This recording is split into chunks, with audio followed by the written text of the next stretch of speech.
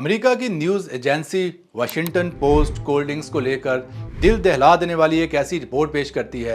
इस रिपोर्ट में cold drinks को लेकर वो इंकशाफात किए जाते हैं कि खुद अमेरिकन इदारे इस रिपोर्ट को देखकर सर पकड़ लेते हैं। इस रिपोर्ट में कहा जाता है कि हर साल 1,84,000 लोग कोल्ड ड्रिंक्स पीने की वजह से मारे जाते हैं। और अगले मज़े की बात यह है कि मारे जाने वाले लोगों में ज़्यादातर तादाद मैक्सिको और अमेरिका जैसे डेवलप मुल्कों की होती है। और इससे भी ज़्यादा हैरानकुन बात यह है कि पाकिस्तान में कोल्ड ड्रिंक्स की वजह से मारे जाने वालों की तादाद इंडिया की निस्बत लगभग 5 गुना ज़्यादा है।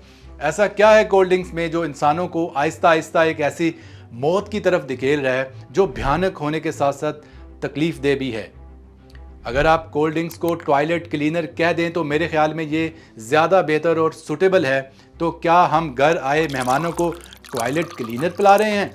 आइए तफसील से जानते हैं इन स्लो पॉइजन कोल्ड ड्रिंक्स के बारे में जो आप और हम मज़े से इस्तेमाल करते हैं।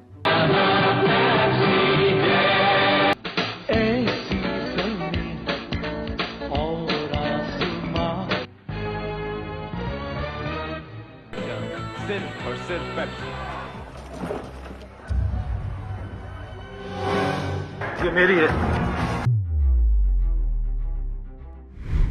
चलिए एक छोटा सा एक्सपेरिमेंट करते हैं। आप ज़रा अपने किचन में जाइए, चीनी का डिब्बा खोलिए और 14 टीस्पून भरकर शुगर के खा जाइए। मेरे ख्याल में कोई भी अक्लमंद शख्स ऐसा हरगिज़ नहीं करेगा।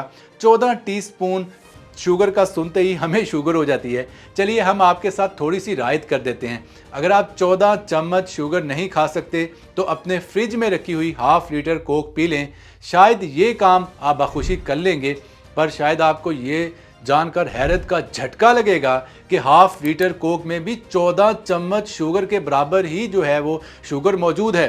बल्कि 14 चम्मच शुगर वैसे खा लेना ½ लीटर कोक पीने से ज़्यादा बेहतर है। ये लाइन आपको वीडियो के आखिर तक समझ आ जाएगी।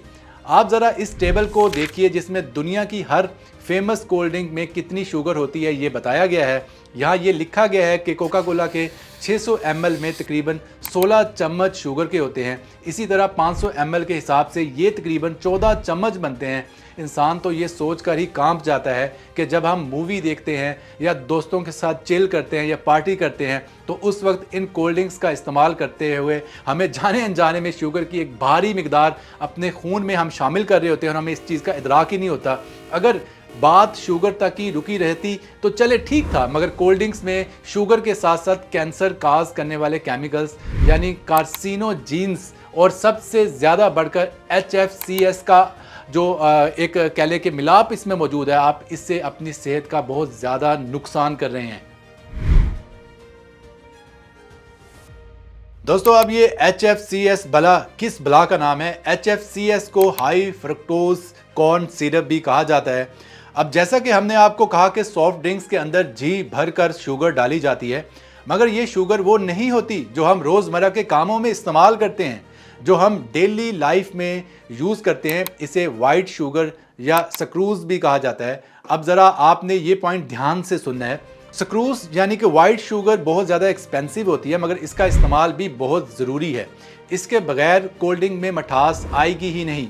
तो कंपनियों ने इसका भी एक जुगाड़ लगा लिया है, क्योंकि उन्हें सिर्फ अपने पैसों से मतलब है, हमारी सेहत की उन्हें बिल्कुल भी परवाह नहीं है। इसीलिए उन्होंने HFCS नामी एक सिरप बनाया है जिसका जायका हूबहू वाइट शुगर यानी चीनी की तरह था और कीमत में चीनी से कई गुना सस्ता पड़ता था। मगर जब HFCS के सेहत पर असरात देखे गए तो सेहत के इदारे एक बार फिर बुखला गए। दोस्तों HFCS 2 चीज़ों से मिलकर बना होता है, जिसमें पहला 55% फ्रक्टोज और दूसरा है 45% जो है ग्लूकोज।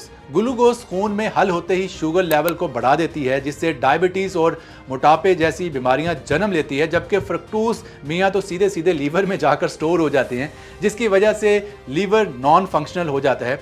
शायद आप ये बात सुनने के लिए तैयार ही ना हो कि फ्रक्टोज का लीवर में जमा होकर लीवर को फेल कर देना बिल्कुल ऐसा ही है जैसा कि अल्कोहलिक कंजप्शन से लीवर का फेल हो जाना। और कोल्ड ड्रिंक पीने की वजह से जितने लोग हर साल मरते हैं, इसमें से 40% लोग इस रीज़न की वजह से मर जाते हैं, यानी कि उनका लीवर फेल हो जाता है।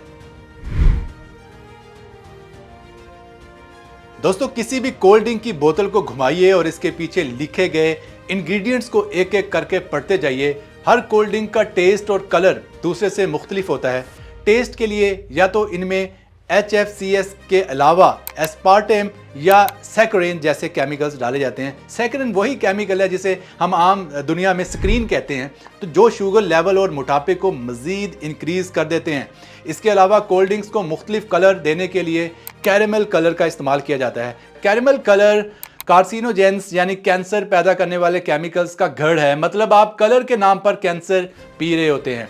कोल्ड ड्रिंक्स में फॉस्फोरिक एसिड के अलावा कैफीन भी ऐड की जाती है। फॉस्फोरिक एसिड आपको हड्डियों का बेड़ा गर्क करने में मदद देता है और साथ साथ दिल की शरियानों को भी बंद कर देता है। कैफीन ब्लड प्रेशर और एंजाइटी बढ़ाने के साथ साथ कोई भी ढंग का काम नहीं करता। आसान लफ्ज़ों में आप यूँ समझ लीजिए कि जब आप एक घूंट किसी कोल्ड ड्रिंक का पीते हैं तो 17 से ज़्यादा बीमारियों को आप अपने जिस्म में जगह दे रहे होते हैं। दोस्तों अगर आपने ये वीडियो देखने के बाद भी कोक ख़रीद ली है और आप इसे ज़ाया करने का इरादा नहीं रखते और आपका बिल्कुल दिल नहीं चाह रहा कि यार पैसे ज़ाया ना हो, तो आप इससे अपना टॉयलेट भी क्लीन कर सकते हैं। टॉयलेट वैसे ही क्लीन होगा जैसे हार्पिक की मदद से होता है। नहीं यकीन तो आप करके देख लें। वैसे वीडियो के शुरू में हमने बहुत बड़ी बात कह दी थी कि हम घर आए मेहमानों को टॉयलेट क्लीनर ही पिला रहे हैं। आइए ज़रा इस लाइन को जस्टिफाई करते हैं। हमने फॉस्फोरिक एसिड का जिक्र किया था जो कोल्ड ड्रिंक्स में पाए जाने वाला सबसे ज़्यादा ख़तरनाक और खामोश कातिल केमिकल है। खामोश इसलिए कि इस केमिकल का ना ही कोई रंग होता है और ना ही कोई स्मेल, बल्कि पानी की तरह होता है जो चुपके से हमारी हड्डियों को पिघला देता है। सेम यही एसिड हार्पिक और बाकी टॉयलेट क्लीनर्स में इस्तेमाल किया जाता है जो टॉयलेट्स की सफाई के लिए काम आता है। सितम ज़रीफ़ी तो ये भी है कि इस एसिड की क्वांटिटी भी कोल्ड ड्रिंक्स के अंदर उतनी ही होती है जितना कि टॉयलेट क्लीनर के अंदर। इसके अलावा कोक में कार्बोनिक और सिट्रिक एसिड भी पाया जाता है जो लोहे पर लगे जंग को भी आसानी से साफ कर देता है। दोस्तों एक बहुत ही अहम मसला जिसको हम लोग मिसअंडरस्टैंड करते हैं और वो है कैलोरीज की थ्योरी। हमें लगता है कि हम जितना ज़्यादा कैलोरीज गेन करेंगे उतनी ही ज़्यादा एनर्जी हमारे जिस्म को मिलेगी और हम ज़्यादा एक्टिव होकर काम कर सकेंगे।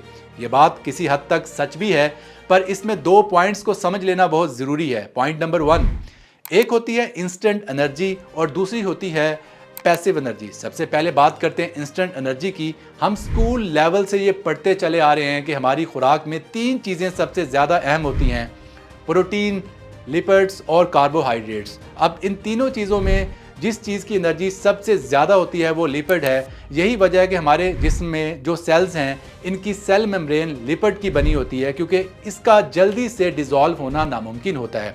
इसके बाद बारी आती है प्रोटीन की। जो गोश्त वगैरह हम खाते हैं, ख़ासकर मछली, ये प्रोटीन से भरी होती है जो हमें बेहतरीन एनर्जी प्रोवाइड करती है और जिस्म को हीटअप रखने में हमारी हेल्प करती है। यानी कि हमारे जिस्म को ये एक ख़ास लेवल तक दर्जा हरारत बरकरार रखने में मदद करती है। यही वजह है कि मछली वगैरह खाने के बाद बॉडी ज़्यादा हीटअप हो जाती है, जबकि जो चीज़ सबसे कम एनर्जी प्रोवाइड करती है वो कार्बोहाइड्रेट्स है। ये गंदम की रोटी जो वगैरह हम खाते हैं ये दर हकीकत कार्बोहाइड्रेट्स से भरी होती है और कभी ऐसा नहीं हुआ कि रोटी खाने के बाद इंसान को सख्त सर्दी में भी पसीना आने लग जाए, क्योंकि इसमें इतनी एनर्जी नहीं होती जितनी प्रोटीन या लिपिड्स में होती है। तो ये जो कैलोरीज आपको कोल्ड ड्रिंक्स के पीछे लिखी हुई नज़र आती है ये दर हकीकत में यही कार्बोहाइड्रेट्स की ही होती है जो आपको थोड़ी देर के लिए मामूली सी इंस्टेंट एनर्जी तो प्रोवाइड करती है लेकिन फिर आपकी सेहत का बेड़ा गर्क कर देती है। इसीलिए कोल्ड ड्रिंक्स को कार्बोनेटेड ड्रिंक्स भी कहा जाता है। आसान लफ्ज़ों में ये कैलोरीज किसी काम की नहीं होती और इनको एम्प्टी शुगर भी कहा जाता है। एम्प्टी शुगर ऐसी शुगर होती है जो डायबिटीज़ और मोटापा काज करने के अलावा और कोई काम नहीं कर सकती। और वैसे भी एक मर्द को रोज़ाना 2500 कैलोरीज और एक औरत को रोज़ाना 2000 कैलोरीज की ज़रूरत पड़ती है। तो इतनी कैलोरीज हासिल करने के लिए आपको तकरीबन 6 लीटर कोक पीना पड़ेगी। तो क्या आपको ये सौदा मंजूर है? अच्छा, तो दूसरा पॉइंट यहाँ पर यह है कि हम रोज़ाना की कैलोरीज को कैसे पूरा करते हैं। तो इसका जवाब ये है कि हम कभी भी एग्जैक्ट अमाउंट ऑफ कैलोरीज को गेन कर ही नहीं पाते। कभी ज़्यादा भूख लगी हो तो मछली वगैरह खाने का शौक़ हो तो कैलोरीज 2500 से भी ज़्यादा तजावुज़ कर जाती है, और कभी सारा दिन काम करना पड़ जाए और भूखा भी रहना पड़ जाए तो कैलोरीज गेन होने की बजाय बर्न होती रहती है, यानी कि कैलोरीज डेफिशिएंट हो जाता है, यानी कि आपके जिस्म में जो कैलोरीज की जो कमी होती है वो वाक़या हो जाती है। लेकिन ये निज़ाम ऐसे ही चलता रहता है कि कभी कैलोरीज कम हो गई, कभी कैलोरीज ज़्यादा हो गई, इसलिए ये अमाउंट कभी भी एग्जैक्टली फुलफिल हो ही नहीं पाती। अब ज़रा आप सोच कर देखिए कि एक ऐसी ड्रिंक जो लोहे की जंग को उतार दे, जो आपके टॉयलेट को चकाचौंध साफ कर दे, भला कोई पीने की चीज़ है? एक ऐसी चीज़ जिसका फ़ायदा ज़ीरो, नुकसान इतना ज़्यादा कि हर साल 100 में से 3 बंदे इसको पीने की वजह से मारे जाते हैं। तो फिर सवाल ये पैदा होता है कि अगर हम कोल्ड ड्रिंक्स ना पिए तो इसकी जगह क्या इस्तेमाल कर सकते हैं? तो इसका आसान सा सादा सा जवाब है कि हम सादा पानी इस्तेमाल कर सकते हैं, या अगर आप किसी मेहमान की कुछ ज़्यादा खातर तवाज़ो करना चाहते हैं, कुछ एक्स्ट्रा प्रोटोकॉल देना चाहते हैं, तो आप उसे फ्रूट जूस भी सर्व कर सकते हैं। पर शर्त यह है कि फ्रूट जूस जो है वो डब्बे वाला ना हो, बल्कि ख़ुद घर में बनाया गया हो। डब्बे वाला जूस भला कहाँ जूस होता है, उसमें बहुत ज़्यादा केमिकल्स होते हैं, और डब्बे वाले जूस पर भी हम एक डेडिकेटेड वीडियो लेकर आएंगे जिसमें हम आपको डब्बे वाले जूस के हवाले से भी उसके नुकसानात से आगाह करेंगे। खैर, इस पर फिर कभी तफसील से बात होगी। दोस्तों, हम एक छोटा सा सर्वे आपसे ये करना चाहते हैं, क्या आप कोल्ड ड्रिंक्स को इस्तेमाल करते हैं? अगर आप कोल्ड ड्रिंक्स को इस्तेमाल करते हैं तो कमेंट सेक्शन में ज़रूर बताएं। अगर नहीं भी इस्तेमाल करते तब भी आप कमेंट सेक्शन में ज़रूर बताएं। मिलते हैं जल्द नए वीडियो के साथ, तब तक के लिए अल्लाह हाफिज़।